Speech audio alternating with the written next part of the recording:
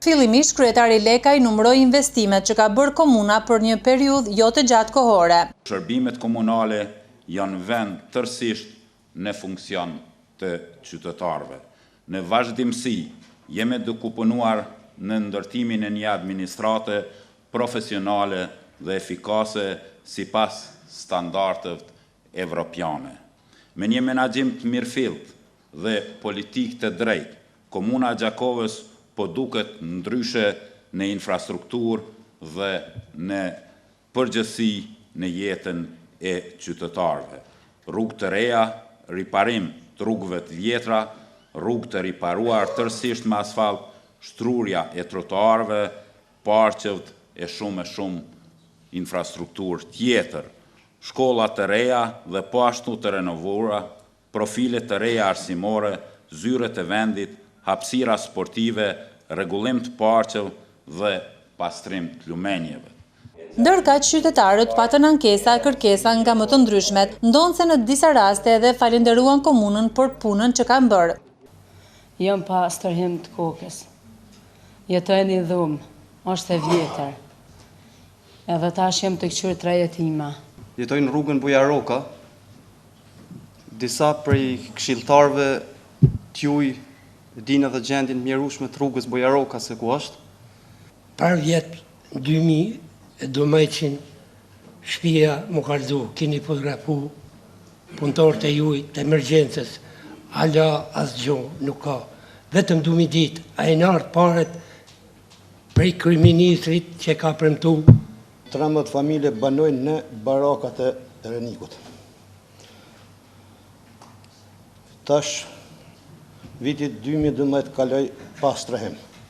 2013 ende po vazhdojmë në atë gjendje të mrerueshme.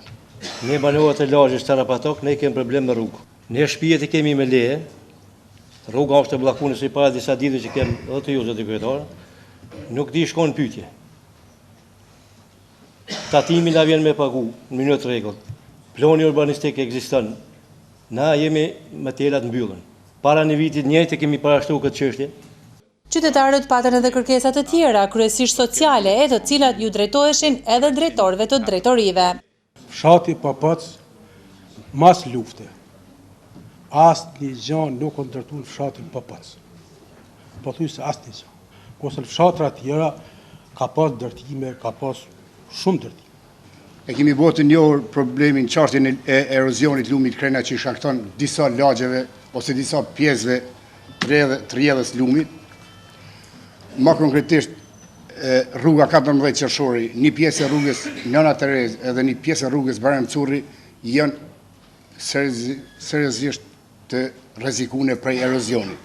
Ndryshim pothuajse gjatë tërdimit s'ka pas. Kjo rruga jo të spitali, po të rruga Femi Agani drejt të shkolla Femi Agani dhe pak më poshtë, të ura për Moglic. Por ku është dhimbtar? Ku është ajo që po mbrengos? Krahu i majt i asaj rrugës është park, që e kanë rregulluar vetë qytetarët. Ndërsa krahu i djathtë është s'disi ta quaj. Shumë keq. Re ka keqe, nga viune, nuk o bë asgjë.